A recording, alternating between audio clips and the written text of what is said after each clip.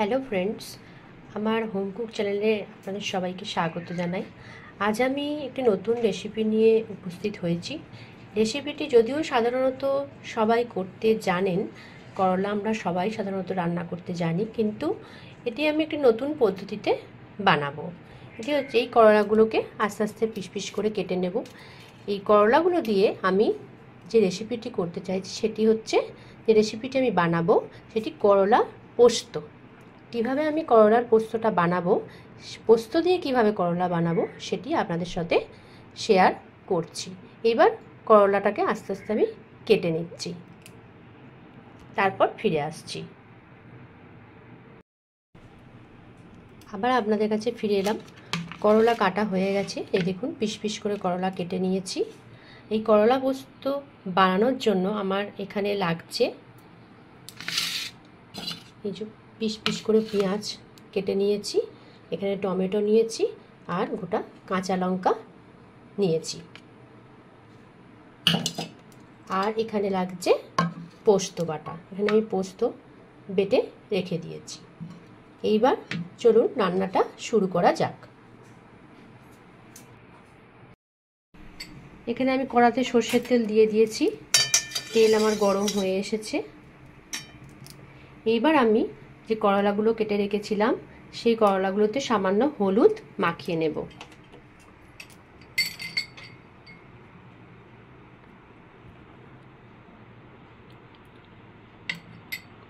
হলুদগুলোকে ভালো করে মাখিয়ে নিচ্ছি।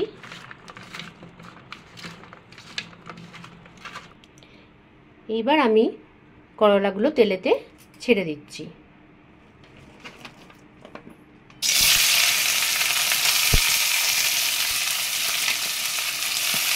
করলাগুলো একটু ভালো করে ভেজে নেব কিছুক্ষণ।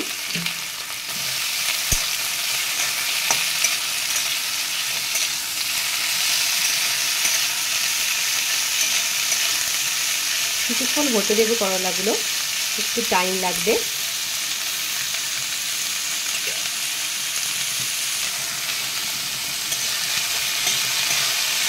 আমি এইভাবে করলাগুলোকে আস্তে আস্তে ভেজে নিচ্ছি। 5 মিনিট পর আমি আবার ফিরে আসছি। 5 মিনিট এগুলো একটু ভাজতে সময় দিচ্ছি। বন্ধুরা, আমি 5 থেকে 7 মিনিট পর ফিরে এলাম।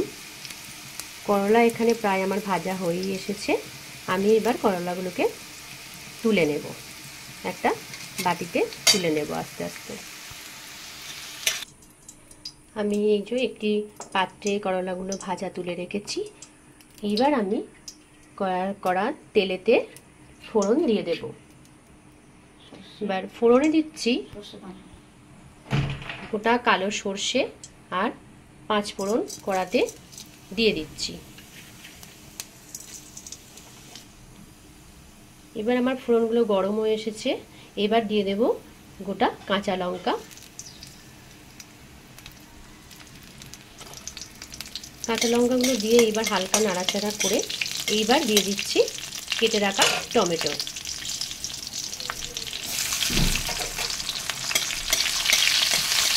টমেটোগুলোকে একটু হালকা করে ভেজে নেব।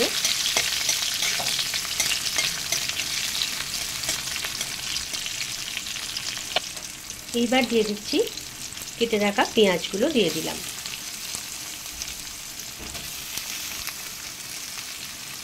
পেঁয়াজগুলো দিয়ে এবার হালকা একটু নাড়াচাড়া করে নেব।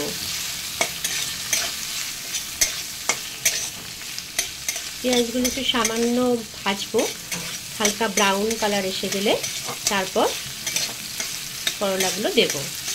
এখন একটু নাড়াচাড়া করে ভালো করে ভেজে নিচ্ছি।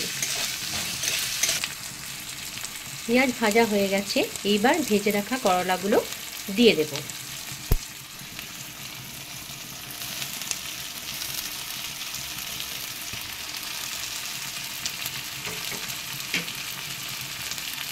এইবার দেব স্বাদ মতো লবণ। আমি এখানে সন্দক লবণ ব্যবহার করছি। সন্দক লবণ আমাদের স্বাস্থ্যের জন্য খুবই উপকারী। এই যে করলাটা আমরা তো সাধারণত ভেজে খাই, করলা চচ্চড়ি খাই। করলা বিভিন্ন রকমভাবেই আমরা খাই, কিন্তু এখানে আমি যে করলা পোস্ত দিয়ে করছি, এই করলাটাও স্বাস্থ্যের জন্য খুবই উপকারী। অনেক বাচ্চারা আছে বা অনেক বড়রাও আছে যারা করলা এই তেতো খেতে পছন্দ করেন না, স্বাদের জন্য খেতে ভালো লাগে না, যেহেতু এটা খুবই তেতো লাগে তার জন্য অনেকেই সেটা খেতে পছন্দ করেন না। কিন্তু এইভাবে করলা বাড়িতে বানিয়ে দেখবেন, খেতে টেস্টি হবে এবং তেতোটাও অত লাগবে না, বাচ্চারাও খেতে পারবে। এইবার ভালো করে আমার করলা নাড়াচাড়া করে নিয়েছি। এইবার আমি জল দিয়ে দেব, খুব বেশি জল দেব না, আমি এখানে পরিমাণ মতো জল এখানে আমি দিয়ে দিলাম। এবার কিছুক্ষণ হতে দেব।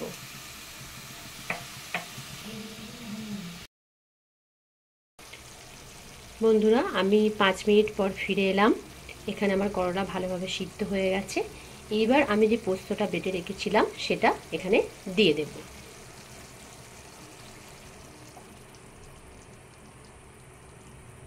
এবার হালকা নাড়াচাড়া করে নেব।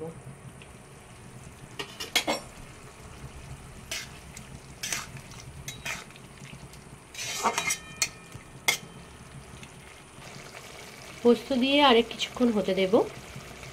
এইভাবে পোস্ত দিয়ে করলা রান্না করলে দেখবেন খুবই ভালো লাগবে এবং টেস্টি লাগবে, খুব বেশি তেতো লাগবে না, সবাই ভালোভাবে এটাকে সুস্বাদুভাবেই খেতে পারবেন। এবং সুগারের পেশেন্টদের জন্য, যাদের সুগারের প্রবলেম আছে, তা তো সাধারণত রোজই তেতো খেতে হয়, কিন্তু এইভাবে বানিয়ে দেখবেন খুবই ভালো টেস্টি লাগবে, খুব বেশি তেতো লাগবে না। এবং অনেক বাচ্চারাও খেতে ভালোবাসে না তেতো, কিন্তু এইভাবে পোস্ত দিয়ে যদি করলা বানান তাহলে বাচ্চারাও খেতে পারবে এবং খুব বেশি তেতো লাগবে না।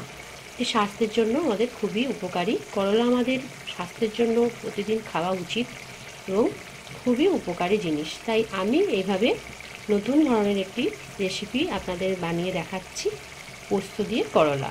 এটা কিছুক্ষণ হতে দিচ্ছি বন্ধুরা, তারপর আমি আবার ফিরে আসছি। কিছুক্ষণ পরে আমি আবার ফিরে এলাম। আমার এখানে করলা ভালোভাবে সিদ্ধ হয়ে গেছে এবং জলও আস্তে আস্তে প্রায় মরে গেছে, জলটাও আস্তে আস্তে টেনে নিয়েছে।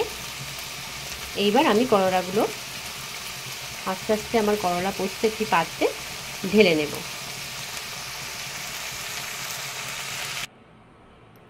করলা পোস্ত আমার এখানে কমপ্লিট। গরম গরম ভাতে করলা পোস্ত খুবই সুস্বাদু লাগবে। এইভাবে করলা পোস্ত বানিয়ে বন্ধুরা বাড়িতে বানাবেন। কেমন লাগলো অবশ্যই কমেন্ট করতে ভুলবেন না। আর আমার চ্যানেলটি যদি আমার রেসিপিটি যদি আপনাদের খুবই ভালো লাগে, তাহলে আমার চ্যানেলে অবশ্যই আমার হোম কুক চ্যানেলটিকে লাইক করবেন, শেয়ার করবেন এবং সাবস্ক্রাইব করবেন।